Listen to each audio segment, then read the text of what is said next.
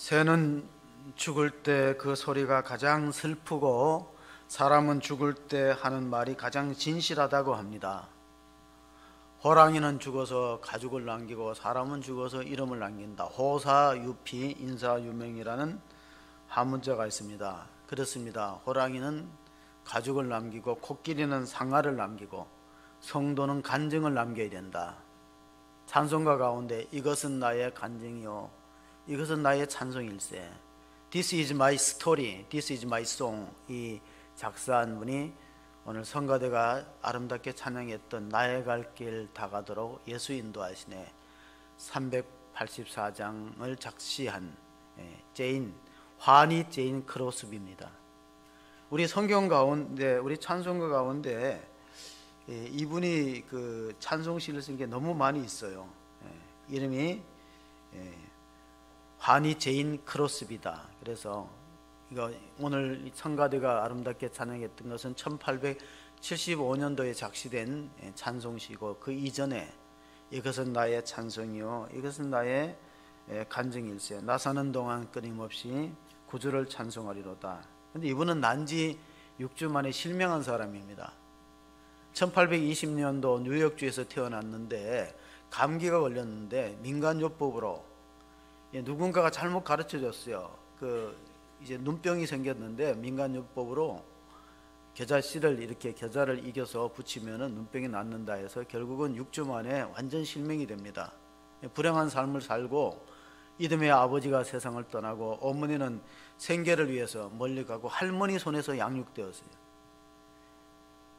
어린 딸을 남겨둔 채 돈을 벌러 떠나버린 어머니, 할머니 손에서 양육되어서 12살에 명화학교에 들어갔고 19살에 독일인 가운데 음악을 잘하는 분들을 통해서 이제 바이올린과 피아노와 찬양대 지휘법을 배웠다고 합니다. 그런데 음악적인 재능이 뛰어나서 한 번은 어느 예배에서 찬송가를 듣게 되는데 얼마나 은혜를 받았는지, 웬 말인가 날 위하여 주도록 하셨네, 이 벌레 같은 날 위하여, 그 143장 아이작 와치의 찬송시를 들으며 은혜를 받아서 나도 쓸 수 있겠다. 그래서 그분은 95세 생애 가운데서 찬송시만 9,000곡 이상을 썼어요. 그 가운데 우리 찬송가에 들어온 것만 한 20여 곡 이상 됩니다. 나의 갈 길 다가도록 예수로 나의 구주 삼고, 이런 찬송가는 그가 성경을 통해서 영감을 받았다고 합니다. 성경에 보면은 디모데후서 4장 7절 8절을 통해서 나의 갈 길, 나는 선한 싸움을 싸우고 나의 달려갈 길을 마치고 믿음을 지켰으니 이제후로는 나를 위해서 의의 면류관이 예비되었으므로 주가 곧 의로우신 재판장이 그날에 내게 주실 것이며 내게만 아니라 주의 나타나심을 사모하는 모든 자에게노니라. 이 말씀에 영감을 받고 작사한 찬송가가 나의 갈 길 다가도록 예수 인도하시네. 여러분, 끝까지 믿음을 지키는 일이 쉽지 않습니다. 한 해 동안 성년주일까지 함께 예배하는 성도 여러분을 축복하면서 옆 사람한테 서로 위로합시다. 한 해 동안 수고 많았습니다. 인사합시다. 한 해 동안 너무 감사합니다. 한 해 동안 수고 많으셨습니다. 자, 불행한 생애를 살았던 환희 제인 크로스비는 자기가 실명한 것에 대해서 감사했다고 합니다. 오히려 왜냐하면은 자기가 천국 가서 눈을 뜨고 맨 처음 만나는 분이 예수님이라는 사실에 대해서 너무 감사했다는 거예요. 엄마 얼굴도 못 보고 아버지는 이듬해 세상을 떠나고 할머니 손에서 양육되었지만 내가 천국 가서 눈을 뜨면은 나를 위해서 십자가에 죽으신 분, 내가 그토록 보고 싶어 했던 예수님을 첫 번째 볼 수 있기 때문에 감사했다는 거예요. 여러분, 우리가 이 생애를 다 살고 마지막 어떤 말을 남길 것이냐, 제가 기독 공부를 보는데 그 신문에 어떤 분이, 목사님이 기고를 했어요. 내 인생의 마지막 말은 어떤 말일까는 제목의 타이틀입니다. 내용을 보니까 여동생이 암병으로 투병 생활하다가 이제 세상을 떠나면서 남긴 말입니다. 오빠, 나 예수 믿고 천국 갈 거야. 아멘. 천국 가서 건강하고 예쁜 모습으로 부활할 거야. 그 동생이 그 말을 했다. 의사가 6개월밖에 살지 못한다고 했는데 암 수술하고 항암 치료해서 2년 가까이 생명이 연장됐어요. 근데 너무 그 암이 뇌로 전이 되니까 마지막에는 이제 감마 나이프 수술을 합니다. 뇌로 전이 된 암의 고통을 제거하기 위해서. 그런데도 계속 통증이 시작돼서 통증이 멎지 않아서 검사를 하니까 암이 뼈로 전이 되어 있다는 거예요. 여러분, 암이 뼛속으로 전이 되면 진통제가 듣지 않습니다. 마지막 방법은 갈비뼈를 제거하는 겁니다. 그래서 가족들이 수술에 동의해서 열어보니까 이미 아마 다른 장기에도 다 이렇게 전이 되어서 다시 닫아버리고, 코로나19로 면회도 자유롭지 못합니다. 오빠가 목사님이니까 갈 때마다 여동생을 위해서 안수기도를 해줬대요. 성경 말씀, 영생과 부활과 구원에 대한 말씀을 프린트를 해갖고 늘 전달하는데, 동생은 확신이 있어서 오빠 나 예수 믿고 천국 가. 거기는 아픔도 없고 고통도 없고 눈물도 없고 죽음도 없는 하나님의 나라를 소망하고 있어. 저도 어저께 우리 성도님, 우리 권사님 모친 소천에서 우리 많은 사람들이 먼 길까지 포항까지 가서 이제 한 밤늦게 도착했지만은 계시록 21장의 말씀을 읽었습니다. 우리가 장차 들어갈 새하늘과 새 땅에는 아픔이 없고 병이 없고 고통이 없고 눈물이 없고 죽음이 없는 그곳에서 우리가 주님을 만나게 될 것이다. 암 환자들은 마지막 죽기 전에 영면실로 옮겨집니다. 영면실은 이제 바로 호스피스 병동에서 마지막으로 죽기 전에 한 이틀 뒤에 소천하게 되었다. 동생이 오빠 나 천국 가서 예수님 만날 거야. 거기서 오빠 우리 같이 만나. 그것이 마지막 남겼던 말이라는 겁니다. 저도 어제 장례에서 이런 설교를 했어요. 태어날 때는 순서가 있지만은 죽을 때는 순서가 없어요. 동생이 먼저 갈 수도 있고 자식이 먼저 갈 수도 있어요. 그러니까 문제는 우리가 마지막 어떤 말을 남길 것인가 미리 준비를 하셔야 돼요. 나는 마지막에 남길 말이 뭔가. 한경직 목사님은 젊을 때 폐결핵으로 한쪽 폐를 이렇게 제거했는데 오래 사셨어요. 백수로 하셨죠. 그래서 떠나기 전에 그 목사님들이 가서 이제 인사를, 남한산성에 계실 때 뭐 세배를 가기도 하고 인사를 가면은 꼭 하는 말씀이 있어요. 목사님들 예수 잘 믿으세요. 여러분, 얼마나 의미심장한 말입니까? 당연히 잘 믿을 것 같은 목사가 정말 저 자신을 봐도 때로는 믿음이 없구나 하는 생각이 들 때가 있어요. 그러니까 그 말이 정말 뼛속에 와닿아요. 목사님들 예수 잘 믿으세요. 쉬운 것 같지만은 정말로 새겨보아야 될 말씀입니다. 성경에는 많은 약속과 명령이 있는데 첫 번째 명령이 뭐냐? 그럼 성경에는 수많은 축복된 약속이 있는가 하면 하나님의 명령이 있거든요. 근데 첫 번째 명령은 창세기 1장 28절에 있어요. 하나님이 그들에게 복을 주시며 하나님이 그들에게 이르시되 생육하고 번성하여 땅에 충만하라. 땅을 정복하라. 바다의 물고기와 하늘의 새와 땅에 움직이는 모든 생물을 다스리라 하시니라. 여러분, 이거를 문화위 명령이라고 불렀어요. 자, 무슨 명령이라고? 문화 명령이다. 하나님은 세상의 모든 만물을 지으시고 인간에게 관리를 맡겼어요. 그리고 생육하고 번성하고 땅에 충만하라고 했는데 요즘 그게 잘 안 지켜져요.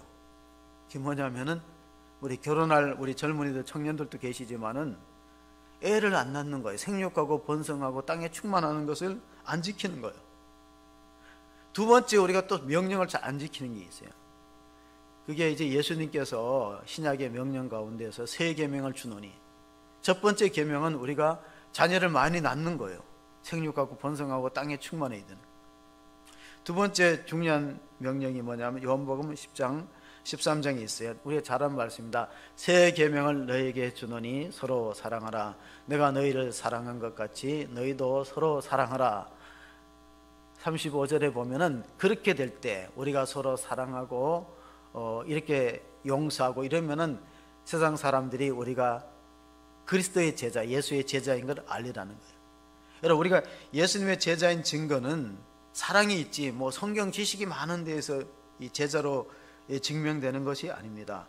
엄마가 자녀를 양육할 때 육아 지식이 많아야 되는 게 아니에요. 자녀를 사랑하면 되는 거예요. 옛날 어머니들이 뭐 학교 공부를 많이 했어요. 뭐 자녀 교육에 대해서 뭐 책을 읽었어요. 그 자녀들 얼마나 훌륭하게 잘 키웠어요.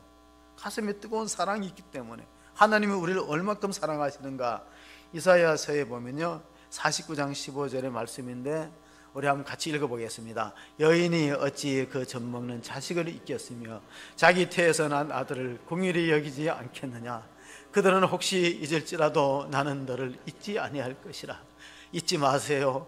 우리 부모님이 우리 사랑하는 이상으로 하나님이 여러분 사랑하는 걸 믿으시기 바랍니다. 여인이 어찌 그 자식을 젖먹는 자식이 있겠느냐. 자기 태에서 난 아들을 불쌍히 여기지 않겠느냐. 하나님이 이스라엘 백성을 그렇게 불쌍히 여기고 돌봤지만 그들이 하나님을 떠났어요. 이 시대는 이 코로나 때문에 하나님을 가까이 하기 참 어렵죠.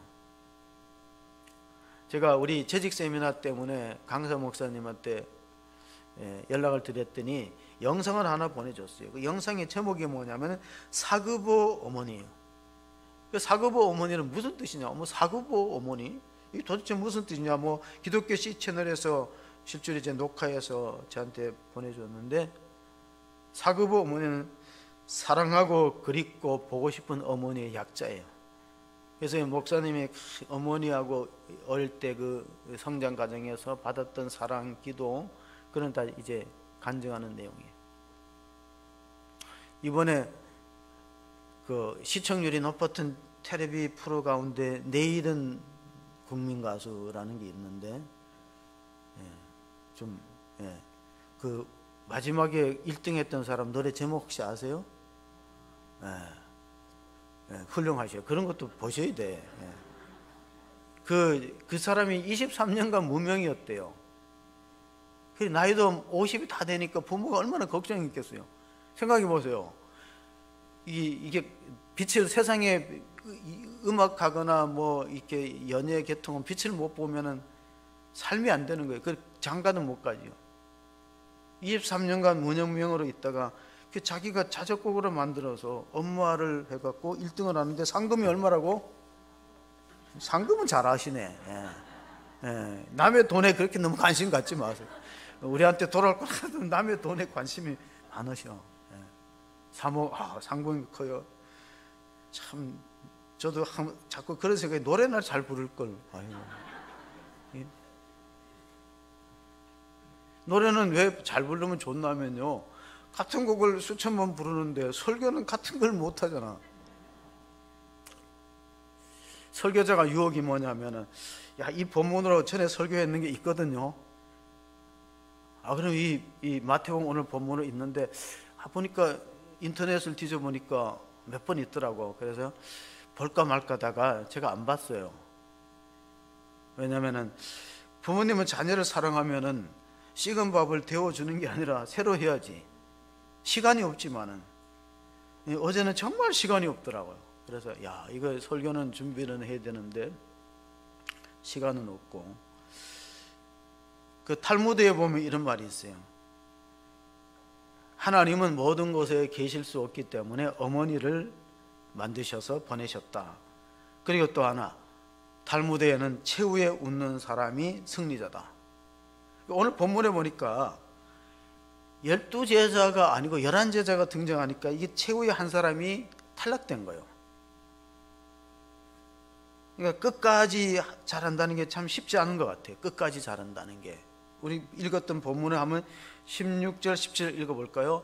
11제자가 갈릴리에 가서 예수께서 지시하신 산에 이르러 예수를 배웠고 경배하나 아직도 의심하는 사람들이 있더라. 자, 이 경배라는 것은 그리스도를 예배한다는 뜻인데, 성탄절에는 목자들과 그 동방박사가 경배했어요. 예물 드리고. 그런데 여기는 11제자가 경배를 했다는 거예요. 그리고 아직도 의심하는데 뭘 의심하면 부활을 의심하는 거예요. 이분이 정말 예수님 맞나? 왜냐하면 부활이라는 게 인간의 상식으로 믿어지지 않거든요. 사람이 죽으면 끝나지 어떻게 다시 살아날 수 있는가? 그리고 정말 다시 살아나서 부활하셨다면 이분이야말로 진짜 하나님이 인간이 되신 분이다. 성육신이 그대로 입증되는 사건이 부활입니다. 그래서 우리가 성탄절에도 경배하지만은 부활하신 주님 앞에 경배한다. 경배하는 게 얼마나 올바른 신앙인의 태도인가를 증명해 주고 있습니다. 그래서 그 사람의 믿음은 예배에서 결정이 나는 거예요. 예배를 중요시 여기느냐 안 하느냐. 가룟 유다는 왜 12제자에서 탈락되었을까요? 첫째, 자기 생각이 너무 많아요. 자기 계산이 빠른 사람이 가룟 유다예요. 그래서 12 공동체의 동교도 맡은 사람이 가룟 유다였어요.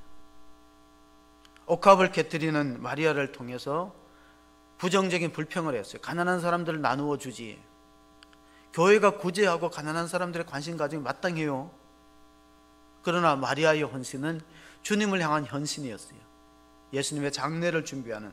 그래서 부정적인 사람, 교만한 사람, 감사를 모르고 자기 주장하는 사람이 끝까지 하나님을 잘 믿기가 어렵다 하는 게 잘 드러났어요.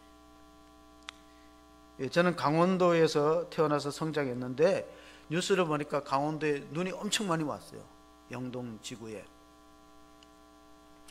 근데 지금도 이렇게 눈 올 때도 배달이 그렇게 잘 된대요. 배달료가 비싸갖고 자영업 하는 분들이 배달료 때문에 배달료가 너무 오르고 배달 많다는 거예요. 왜 우리가 이렇게 배달을 잘하냐면 우리는 배달 민족이거든. 유관 5,000년 역사에 배달을 잘하는 배달 민족으로 태어나서 택배나 배달이 많은데, 특파원으로 근무했던 사람이 글을 남겼는데 한국하고 미국하고 일본의 세 나라의 특징이 있다는 거예요. 예를 들어서 자기가 일본에서 특파원 주재원으로 있을 때 TV를 배송하는데 날짜를 바꾸어 보려고 전화를 했더니 그 담당자가 굉장히 친절하게 받는데, 정중하고 친절하게 상냥하게 받는데요, 근데 날짜는 안 바꿔준대요. TV가 배송된 날에 가야지, 이거 뭐 뒤로 미루거나 앞으로 당기는 거는 자기네 원칙에 위배되기 때문에 할 수 없다는 거예요. 미국에다는 있을 때 비슷한 것으로 얘기를 하니까 자동 응답기에 전화가 30분 동안 안 돼요. 미국이 이렇게 느려 터졌대요. 여러분, 미국이 뭐 대국이라 느려 터져. 우리나라는 친절하지는 않는데 금방 바꿔준대. 예. 그게 우리나라의 특징이야. 예. 날짜를 뭐 땡기고 줄이고 뭐 금방 다 뭐 얼마 앞두고도 다 이게 뭐 순간적으로도 약속을 바꿔주는 게 우리나라예요. 우리나라는 그만큼 퀵 서비스나 배달이 잘 되는 거예요. 그래서 각 나라의 특징이 뭐냐? 일본 사람은 친절하고 남한테 폐를 안 끼치고, 이게 아주 어릴 때부터 교육이래요. 남한테 폐를 안 끼치고. 그런데 원칙이 중시돼 갖고 안 바꿔주는 거예요. 택배 가면 그날 딱 가야 되고 TV 배송하는 거 안 바꿔준대. 미국은 어떤 나라냐? 미국은 운전면허 라이센스를 따면 한 달 후에 우편으로 받아요. 그 빨리 받아야 한 달 받는 거. 한국에는 현장에 가서 10분 15분이면 다 면허증까지 손에 쥐고 나와. 자, 미국인 친구가 집에 페인트 칠을 하는데 1년 기다려야 온대요. 기술자가 1년 기다려야. 우리 같으면 그 사이 속 터져 죽어요. 전기가 문제가 돼서 서재에 전기 문제 있는데 전화를 안 하니까 수리기사가 다 스케줄이 있고 약속이 있어 3개월 기다리면 간대. 우리는 우집사님이 금방 해주셔. 이거 얼마나 감사해요. 우리는 이런 날에 살고 있어요. 제가 얼마 전에 광고를 보니까요, 타이어는 정비소에 가서 타이어를 바꾸잖아요. 타이어가 이제 교체될 때 어디서 가요? 정비소가 있는데 요즘에는 금호 타이어여서 그냥 가서 바꿔준대. 금호 타이어하고 나하고 아무 관계 없어요. 근데 금호 타이어가 그냥 전화하면은 집에 계셔요. 그냥 집에 주차장에 계시면 우리 가서 바꿔주는 이런 나라예요. 그러니까 대한민국이 얼마나 좋은 나라라는 걸 얘기하는 거예요. 일본하고 한국하고 미국에 살았던 주재원이 하는 얘기예요. 우리는 이런 나라를 자꾸 헬조선이라고 그래요. 헬조선. 외국 사람들이 볼 때는 해븐조선인데, 그래서 하나님께서 복음을 맡길 때, 오늘 우리가 우리나라가 제사장의 나라가 되게 해달라고 대표기도 하셨지만은 어떤 나라한테 복음을 맡기겠어요? 부활하신 소식을 빨리 전하라고 마태복음 28장 7절 8절에 보면 예수님이 갈릴리의 제자들을 먼저 가서 기다립니다. 또 빨리 가서 그의 제자들에게 이르되 그가 죽은 자 가운데서 살아나셨고 너희보다 먼저 갈릴리로 가시나니 거기서 너희가 배우리라 하라. 보라, 내가 너희에게 일렀느니라 하거늘 여자들이 무서움과 큰 기쁨으로 빨리 무덤을 떠나 제자들에게 알리려고 다름질할 때, 자, 여인들은 부활의 기쁜 소식을 제자들에게 알리고, 제자들은 천사가 약속하기로 예수님이 부활하셔서 갈릴리에서 제자들 기다리고 있으니까 가서 만나보라 그랬어요.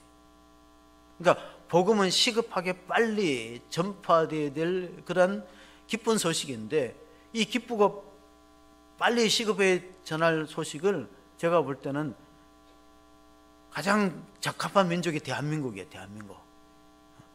배달의 민족인데다가 빨리빨리 되잖아. 그런데 다른 나라에 맡기면 되겠어요? 그래서 마태복음 28장 오늘 본문의 18절 19절을 한번 읽어보시면은 예수께서 나와 말씀하여 이르시되 하늘과 땅의 권세를 내게 주셨으니 그러므로 너희는 가서 모든 민족을 제자로 삼아 아버지와 아들과 성령의 이름으로 세례를 베풀고, 이거를 뭐라고 불렀냐면은 세 번째 이 명령을 더 그레이트 미션이라고 불렀어요. 더 그레이트 마지막 사명이다. 더 그레이트 커미션은 덧자를 붙이는 것은, 정관사를 붙이는 것은, 이것은 절대적인 명령이고 늦출 수 없는 명령이고 어떤 희생의 대가를 치르러도 수행되어야 될 하나님의 지상 명령이다.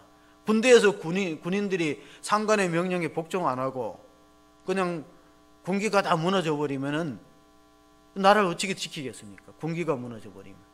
예수님의 마지막 지상 명령은 유언과도 같고 시급하게 복음을 전파되어야 되는데, 거기에 적합한 민족이 마지막 때는 어떤 나라라고요? 대한민국이라는 거예요. 대한민국. 제사장의 나라가.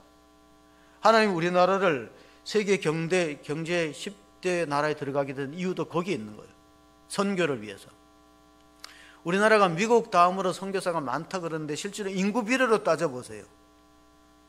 아마 미국은 인구가 2억이 넘을걸요. 우리는 지금 현재 정확하게 5,800, 750, 이게 5,800, 그 다음에 뭐야 5,800 이게 숫자도 이게 잘 계산이 안 되는 걸 이해해 주시고, 하여튼 5,800이 넘는데, 그런데 인구 비례로 따지면은 그럼 우리나라가 선교사가 많은 거죠.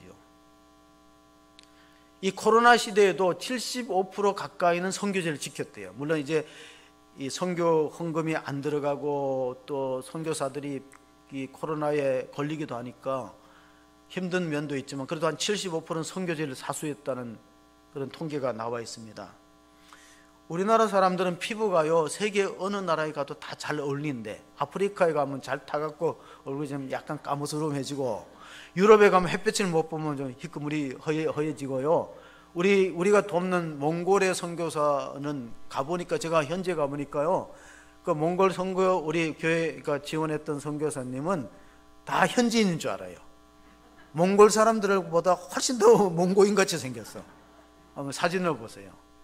그리고 얼마나 적합해요. 그리고 언어도 우리 민족이 참 발달했어요. 우리는 문장 하나에 3개 국어를 쓸 수 있는 거예요. 핸들 이빠이 꺾어.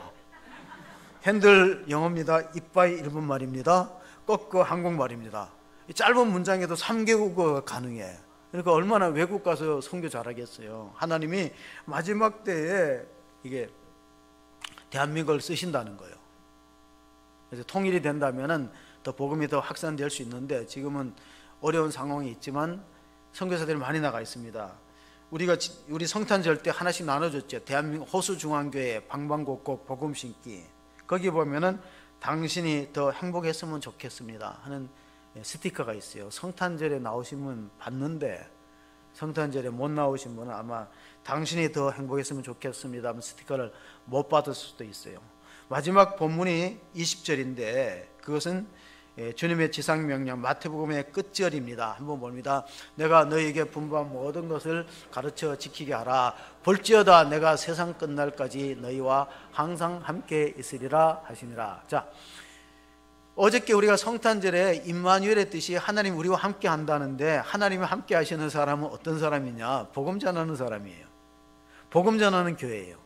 이걸 잘 아셔야 돼요. 우리가 임마누엘의 뜻은 하나님이 우리와 함께 하신다는데, 예수님 마지막 말씀 보니까 내가 너에게 분부한 모든 것을 가르쳐 지키게 하라. 볼지어다 세상 끝날까지 너희와 항상 함께 하리라는 것은 이 교회로서의 본질적인 사명을 감당하고 성도의 가장 우선순위에 무엇을 두느냐에 따라서 함께하는 거예요.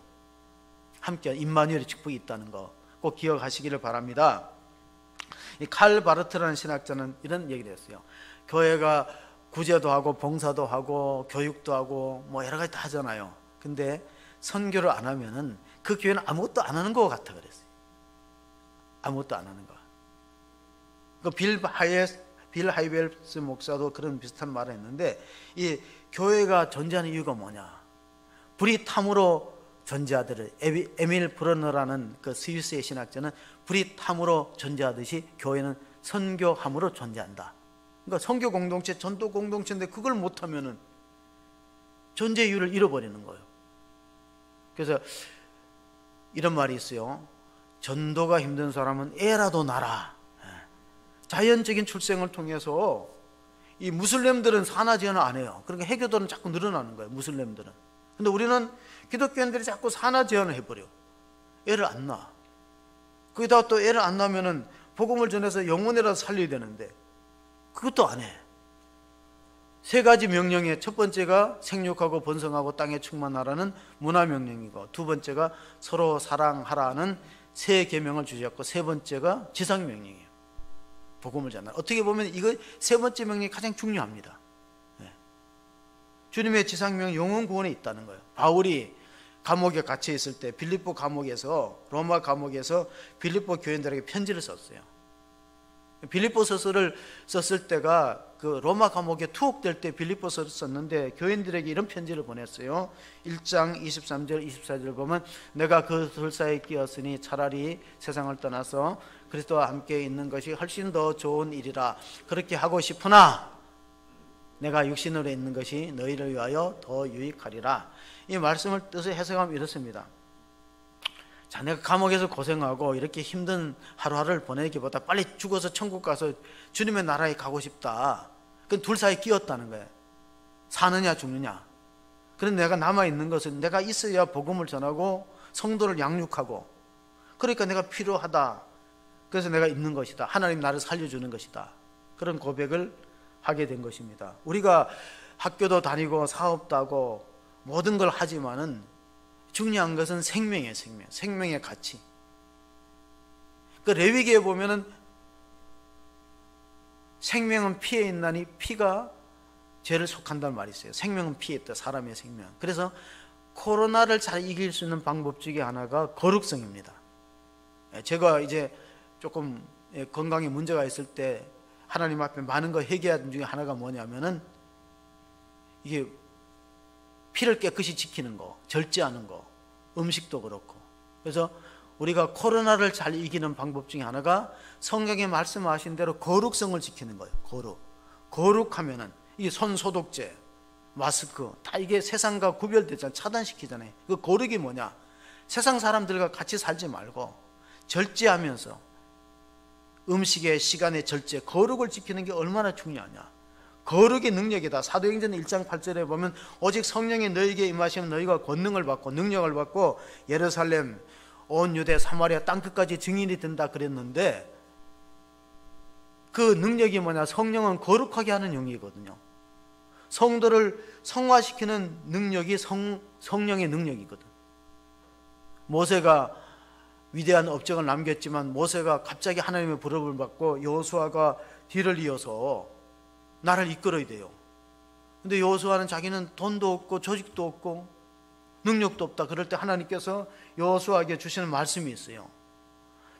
내 평생에 너를 대적할 자가 없으리니 내가 모세와 함께 있었던 것 같이 너와 함께 있을 것임이라. 내가 너를 떠나지 아니하며 버리지 아니하리니 강하고 담대하라. 너는 내가 그들에게 조상에게 맹세하여 그들에게 주리라 한 땅을 이 백성에게 차지하게 하리라. 자, 모세가 하는 역할이 있고 여호수아 하는 역할이 있다는 거. 모세는 광야 40년 동안 이스라엘 민족을 인도했고 너는 가나안 땅으로 여호수아는 할 일이 있다. 그러니까 모세가 뛰어난 게 아니라 하나님이 함께하면 누구나 할 수 있다는 거예요. 여러분도 할 수 있다는 거. 하나님이 함께 하시는 사람이 주애를 감당할 수 있다. 믿으시기 바랍니다. 내 능력이 부족하고 지혜가 부족한 게 아니에요. 하나님이 함께 하시면은 가능하다는 얘기예요. 목회 연구소에서 데이터 통계를 냈대요. 그래서 어떻게 전도도 중요하지만 정착이 중요하니까 어떻게 사람들이 믿음이 생기는가 보니까 첫째 중요한 건 전도한 사람이에요. 내 가족을 전도했거나 이웃을 전도한 사람이 새신자에게 미치는 영향이 한 40%. 그 다음에 예배가 설교나 찬양이 좋은 게 한 38%, 그 다음에 교인들이 친절하고 사랑이 많은가, 이것도 한 33% 된대요. 근데 가장 결정적으로 중요한 역량이 뭐냐, 이게 새가족 공부든지 셀이든지 해갖고 성경 공부하는 게 그렇게 중요하다는 거예요. 소그룹이 새가족들한테는 말씀이 들어가야 새신자 교육이라든가. 그래서 우리 교회도 내년에는 새가족부, 새신자부에 조금 전담 부서를 만들려고 합니다. 새가족이 정착하기 위해서는 교인들이 사랑으로 친절로 대하고, 또 예배가 살아있고 역동적이고, 또 전도하는 사람이 반드시 본이 보이고, 그러나 그것보다가 성경을 잘 알고 구원의 확신이 필요한 거예요. 그래서 사냥꾼들은 이렇게 말합니다. 사냥을, 겨울에 사냥하는 사람들은 숙달된 사냥꾼은 발자국만 보면은 모든 걸 알 수 있대. 이 발자국이 사람인지 동물인지, 그리고 남자인지 여자인지, 어린인지 어른인지, 체중이 얼마나 되는지, 발자국만 딱 보면은 사냥꾼들은 이 발자국이 얼마 전에 여기를 떠났던 건지 다 안돼요, 사냥꾼들이. 그리고 이 숙달된 사람, 막 이게 속도가 얼마나 빠르고 몸무게가 얼마나, 그 다 아는 거예요. 그래서 먼저 믿는 우리가 중요해요. 먼저 우리가 본이 되는 거. 이 김구 선생이, 백범 김구 선생이 즐겨 외워온 시가 서산대사가 썼다는데 제목이 답설야 준 거예요. 눈 내린 들판길을 걸을 때 그 발걸음을 어지럽게 하지 말라. 오늘 걸어가는 발자국은 뒤에 오는 사람들의 이정표가 된다. 제가 사는 동네에 눈이 많이 내렸다 그러는데 화장실이 밖에 있으면요, 저는 문을 열고 어떻게 되냐면 아버지가 밟은 발자국을 따라가는, 아버지가 발이 크니까 아버지가 밟은 발자국을 이렇게 디디고 가면은 이 화장실 가기 쉬워요. 그래서 한 해를 마무리하면서 송년주일 주보에다가 이 발자국이라는 시를 제가 인용했어요. 이건 마가렛 히스백이 썼는데 여러분 한번 들어보신 내용인데, 한번 그 주보에 있는 이 발자국이 보면은요, 이 내용이 있습니다. 어느 날 나는 한 꿈을 꾸었다. 나의 주님과 함께 바닷가를 거닐고 있었다. 어두운 하늘 저편으로 나의 생애의 순간들이 마치 주마등처럼 흘러 지나가고 있었다. 한 장면이 지날 때마다 나는 발자국 두 쌍이 모래 위에 찍혀 있는 것을 보았다. 내 것과 주님의 것, 이렇게 두 쌍이었다. 그런데 마지막 장면이 지나갈 때 내가 보니 모래 위에는 한 쌍의 발자국밖에 찍혀 있지 않았다. 순간 나는 그때가 내 인생에서 가장 힘들고 슬펐던 때였음을 기억했다. 나는 이것이 늘 마음에 걸려서 주님께 자신의 딜레마에 대해서 물어보았다. 주님, 제가 처음 주님을 따르기로 했을 때 주님은 평생 나와 함께 해주시겠다고, 세상 끝날까지 나와 함께 해주시겠다고 하지 않았습니까? 그런데 제가 보니 제 인생에 가장 고통스럽고 힘들 때 발자국이 한 쌍밖에 없군요. 저는 그 이유를 알 수가 없습니다. 제가 주님을 가장 필요로 할 때 주님은 제게서 떠나 있었더군요. 그때 주님은 나에게 이렇게 속삭여 주셨습니다. 나의 사랑하는 아들아, 나는 너를 사랑하고 내가 그 어떤 고통과 시험을 당할 때에도 절대 너를 떠나지 않았단다. 내가 한 쌍의 발자국밖에 보이지 않는다고 하는 것은 그때는 내가 너를 등에 업고 걸어갔던 때란다. 자신의 발자국이 아니고 주님의 발자국이었다는 것입니다. 하나님은 한 해를 그렇게 우리를 인도해 주셨어요. 힘들고 어려웠지만은 보수중앙 지키고 성도 여러분들을 하나님이 업고 건너신 걸 믿으시기 바랍니다. 출애굽기 19장 4절 5절에 보면은 하나님 이스라엘 민족을 인도하는 것이 독수리가 날개를 얻고 인도하는 것 같아. 내가 애굽 사람에게 어떻게 행하였은가? 내가 어떻게 독수리 날개로 너희를 업어 내게로 인도하였음을 너희가 보았느니라. 세계가 다 내게 속하였느니 너희가 내 말을 잘 듣고 내 언약을 지키면 너희는 모든 민족 중에서 내 소유가 되겠고, 그 다음 절에 보면은요, 이어지는 절은 너희가 하나님의 제사장의 나라가 될 것이라는 것이 6절인데, 그걸 이제 베드로전서 2장 9절을 통해서 읽어보겠습니다. 그러나 너희는 택하신 족속이여 왕같은 제사장들이여 거룩한 나라여 그의 소유된 백성이니 이는 너희가 어두운 데서 불러내어 그의 기이한 빛에 들어가게 하신 자의 이 아름다운 덕을 선포하게 하려 하십니다. 우리는 하나님 택한 백성입니다. 그리고 제사장의 나라로 삼으셨고 하나님의 소유가 된 하나님의 자녀들인데, 우리를 통해서 우리를 구원하신 하나님의 아름다운 덕을 선포하고 복음을 선포하고 하나님을 드러내는 삶을 살아가는 것이 성도가 존재하는 이유라는 겁니다. 우리는 때로는 힘들고 어려워요. 그래서 독수리가 날개치며 올라갔던 신앙이 왜 필요하냐? 이사야서에 보면은 40장 31절에 오직 여호와를 앙망하는 자는 새 힘을 얻으리니 독수리가 날개치며 올라간 같을 것이요 다른 박질하여도 곤비하지 아니하겠고 걸어가도 피곤하지 아니하리로다. 자, 독수리는 그 새끼가 났을 때 어머니가 그 독수리 어미가 날개에다 받아갖고 낭떠러지게 떨어뜨린대요. 그래서 땅에 닿기 직전에 다시 가서 쏜살같이 받아서 올리는 그게 훈련이죠. 그래 훈련함으로 나중에 스스로 날 수가 있는 거예요. 독수리가 날개치며 올라간 같이 여호와를 앙망하는 자, 하나님을 예배하는 자, 하나님을 사랑하는 자는 하나님이 힘을 주신다는 거예요. 끝까지 달려갈 수 있는 힘을 주는 건데, 이게 사실 끝까지 신앙생활 한다는 게 의외로 쉽지 않아요. 야구 선수들은 이런 말 합니다. 야구는 9회 말 투아웃에서 시작된다. 이건 누가 한 말이냐면 전설적인 야구 선수 가운데 요기 베라라는 사람이 야구는 9회 말 투아웃에서 시작한대요. 왜? 역전의 가능성이 있기 때문에. 인생 역전에. 그래서 신앙도 끝까지 가봐야 되고 삶도 끝까지 살아봐야 되는 거예요. 우리가 계시록 2장 10절에 보면 직분자에게 주시는 말씀이 죽도록 충성하라. 그리하면 내가 생명의 관을 내게 주리라. 이거 죽도록 충성하라는 건 끝까지 하라는 거예요. 중간에 포기되는 경우가 얼마나 많이 있습니까? 중간에 하다가 그 미국의 유명한 목회자 가운데 팀 켈러라는 분이 쓴 책들이 많이 이제 읽혀져요. 우리 청년부에서도 읽기도 하는데, 그 팀 켈러의 스승이 한 번은 이렇게 말했어요. 그분이 유명한 신학 교수인데 졸업생들을 모아놓고 이렇게 말했어요. 여러분의 졸업을 축하합니다. 여러분은 앞으로 나가면 목회 일선에서 열심히 목회자의 길을 걸어갈 건데, 통계에 의하면은 목회자로서 명예롭게 은퇴하는 사람은 3분의 1이고 나머지 3분의 2는 중간에 탈락됩니다. 건강의 문제로 쓰러지거나 돈 문제나 이성 문제나 교회 내 갈등 때문에 목회를 더 이상 못하고 중간에 포기되는 사람이 3분의 2입니다. 3분의 1만, 여러분 중에 3분의 1만 끝까지 명예롭게 은퇴할 수 있습니다. 바라기는 여러분 모두가 졸업생, 신학생, 졸업생 모두가 끝까지 주님이 주시는 사명의 길을 감당하고 명예롭게 은퇴하기를 바랍니다. 여러분, 미국의 경우에만 그럴까요? 한국에도 그래요. 저도 하나님 앞에, 하나님, 제가 정말 끝까지 하나님 말씀을 전파할 수 있도록 저를 붙들어 주세요. 어떤 때는 정말 여기 서 있는 게 힘들 때도 있어요. 하나님이 주의 종을 세우고 넘어뜨리는 하나님의 고난에 속하는 거지 내가 하고 싶다가 되는 게 아니에요.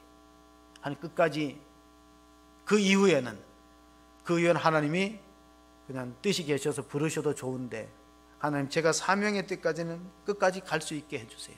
이렇게 기도하면서, 여러분도 그래요. 마찬가지야. 지금 코로나 때문에 끝까지 달려가지 못하는 사람들이 얼마나 많이 있어요. 물론 영상으로도 예배를, 믿음을 지키는 그런 귀한 분들이 계시지만요, 신앙인들은 목회자뿐 아니라 모든 사람이 경주자예요. 바울이 고린도 교인들에게, 그들은 평신도거든요. 평신도들이 이렇게 말했어요. 여러분들이요, 고린도 전서 9장 24절 25절에 운동장에서 다람질하는 자들이 다 달릴지라도 오직 상을 받는 사람은 한 사람인 줄 너희가 알지 못하느냐. 너희도 상을 받도록 이와 같이 다름질하라. 이기기를 다투는 자마다 모든 일에 절제하느니 그들은 썩을 승리자의 관을 얻고자 하되 우리는 썩지 아니할 것을 얻고자 하노라. 이 고린도라는 지역은요, 그리스의 도시인데 거기 올림픽이 막 열리는 그런 달리기를 하거나 경주자들을 보면요, 머리에 면류관을 쓰잖아요. 달리기 우승하면 면류관을 쓰고 영광을 받고 상급을 받아요. 근데 다 그렇게 되는 건 아니라는 뜻입니다. 코로나가 보니까 이 면류관 왕관처럼 생겼어요. 이 코로나가 우리 신앙에 대해서 얼마나 힘들게 합니까? 그래서 요즘에는 두 가지 부위가 유명해요. 바이러스, 코로나 바이러스, 뭐 오미크론 바이러스 부위하고 하나의 백신 부위예요. 부위. 근데 코로나와 백신 바이러스 부위를 이기려면 우리의 신앙이 활력이 있어야 돼요. 비전이 있고, 또한 우리가 하나님 앞에 모험 정신을 가져요. 벤처. 그래야만 바이탈리티, 우리가 활력이 있어야, 그래야지만 끝까지 믿음의 길을 달려가는데, 교회를 정의할 때 어떻게 정의하느냐? 바울은 교회는 이런 곳이라고 했어요. 교회는 이 교회에 대한 정의를 우리가 잘 아시고 우리가 마지막 주일을 이렇게 보냈으면 좋겠어요. 교회는 어떤 곳이냐? 골로새서 마지막으로 읽어야 될 말씀이 골로새서 1장 24절입니다. 나는 이제 너희를 위하여 받는 괴로움을 기뻐하고 그리스도의 남은 고난을 그의 몸된 교회를 위하여 내 육체에 채우노라. 바울이 골로새 교회에게 주는 말씀은 뭐냐면은 교회는 예수님의 남은 고난을 수행하는 공동체라는 거예요. 그럼 예수님의 남은 고난이 뭐냐? 우리가 가만히 있으면은요, 고난 당할 이유가 없어요. 우리가 예배로 모이고 복음을 전할 때 고난이 따르는 거예요. 봉사할 때 고난이 따르는 겁니다. 리차드 칼슨이라는 상당한 심리학자가 유명한 사람인데 오래전에 베스트셀러를 썼어요. 그게 뭐냐면 우리는 사소한 것에 목숨을 건다. 그 내용이 보면 이런 내용이 있어요. 고속도로를 가는데 서로 이상하게 추월을 경쟁하다가 사고 나는 거예요. 그리고 그 사소한 일이거든요. 내가 조금만 양보해 버리면은, 좀 기분 나쁘게 추월하는 차가 있더라도 조금만 양보해 버리면 돼요. 근데 우리의 모든 인생이 이렇게 사소한 것에 목숨 걸어요. 남이 나한테 뭐 좀 속상하게 했던 말들, 교회 내 봉사하다가 일어난 일들. 그런데 교회는 본질이 거기 있지 않는다는 거예요. 본질에다 목숨을 걸어야지. 사소한 것에 목숨 걸지 말고 본질은 뭐냐? 그리스도의 남은 고난을 위해서 그의 몸된 교회를 내 육체에 채운다는 바울은 뭐냐면 우리가 하나님을 찬양하고 예배할 때 따르는 고난이 있습니다. 또 우리가 복음을 전해서 영혼을 살리려고 할 때, 전도할 때 핍박과 고난이 있어요. 또 주님의 몸된 교회에서 이름 없이 빚도 없이 헌신할 때 고난이 있어요. 그 고난을 몸으로 감당하는 사람이 교회라는 거예요. 교회. 이름 없이 빚도 없이 그리스도의 남은 고난을, 우리가 예수님처럼 십자가에 죽지는 않지만은 그래도 우리 나름대로 각자의 몫에 태인 십자가, 사명의 십자가가 있잖아요. 그걸 포기하지 말고, 내한테 이런 고통이 있는 게 내 영혼의 유익이다. 그래서 마틴 로이드 존스 목사님은요, 이런 말을 했어요. 그분은 원래 의사였다가 영국의 황실 의사였다가 목회자가 된 분인데 이런 말을 했어요. 책 읽기 싫은 사람은 목회하지 말라 그랬어요. 책 읽기 싫은 사람은 목회하지 말라. 그러니까 옛날 거 가지고 자꾸 하지 말고 계속 끊임없이 연구하고 시대에 맞게끔 하려는 몸부림이 있는 사람만 목회를 하고, 마찬가지죠. 각자의 몫에 태인 십자가가 있기 때문에 우리가 정말로 교회로서의 사명을 감당한 영혼을 사랑, 한 영혼을 사랑이, 영혼 사랑 있죠. 한 영혼이 천하보다 귀하다는 거 뭡니까? 여러분 생애에 여러분이 100세를 사시는 분도 있고 또 못 사시는 분도 있지만은 한 명만이라도 전도해서 그분이 교회에 정착되면은 살아있는 사명을 감당한 거예요. 존재 이유가 있는 거예요. 한 영혼이 천하보다 귀한데 천하를 구한 거 아닙니까? 한 영혼을 구원했기 때문에. 그러니까 영혼 사랑하고 말씀 사랑하고 주님 사랑하는 거, 이것이 우리가 꼭 지켜야 될 세 가지다. 세 가지입니다. 영혼 사랑하는 거, 너희가 서로 사랑하라, 영혼 사랑하는 거, 또 말씀을 사랑해서 전파하는 거, 그게 지상명령이고, 주님 사랑하는 거. 그리고 주님을 사랑하는데, 주님을 사랑하는 사람은 만나고 싶어 합니다. 주님 사랑하는 사람이 예배할 수 있어요. 근데 주님 사랑하지 않으면은 날씨가 추워도 힘들고, 눈이 와도 힘들고, 비가 와도 힘들고, 코로나가 와도 힘들어요. 그러나 주님 사랑할 때 우리가 하나님을 제대로 경배할 수 있다. 12 제자를 불렀지만 예수님을 경배하는 사람은 제자에 불과하고 그들에게 지상명령을 주셨던 것을 잘 수행하는 공동체, 주님의 지상명령 앞에 우리가 순종하는 그런 아름다운 공동체로 쓰임받게 되기를 주의 이름으로 축복합니다. 아멘. 하나님 아버지, 주님께서는 부활하셔서 사망과 사탄의 권세, 죄의 세력을 이겨내고 하늘과 땅의 모든 권세를 아버지께서 내게 주셨으니 그러므로 너희는 가서 모든 민족으로 제자를 삼아 아버지와 아들과 성령의 이름으로 세례를 베풀고 내가 너희에게 분부한 모든 것을 가르쳐 지키라고 명령했습니다. 그리하는 공동체, 그리하는 성도들에게는 세상 끝날까지 함께 있으리라고 임마누엘의 약속해 주었습니다. 하나님, 우리는 이 사명 수행에 부족했음을 고백합니다. 하나님께서 이 부족한 종을 영육간에 강건하게 붙들어 주셔서 주님이 주시는 사명을 끝까지 잘 감당할 수 있도록 도와주시옵소서. 그래서 성도들로 하여금 또 주의 정 스스로가 영혼 구원하는 일에 앞장설 수 있도록 능력을 더해 주시고, 또 우리가 교회로서의 본질이 무엇인가, 교회 공동체의 본질이 영혼을 살리는, 생명을 살리는 일이고 생명을 지켜내는 일입니다. 하나님, 우리 가운데 여러 가지 병으로 고통당하는 성도를 하나님 회복시켜 주시고 새해는 건강하게 주의를 잘 감당할 수 있도록 은혜 베풀어 주시옵소서. 주님의 지상 명령을 잘 수행하는 공동체로 영육간에 강건할 수 있도록 회복하여 주시옵소서. 우리 구주 예수 그리스도의 이름으로 기도합나이다. 아멘.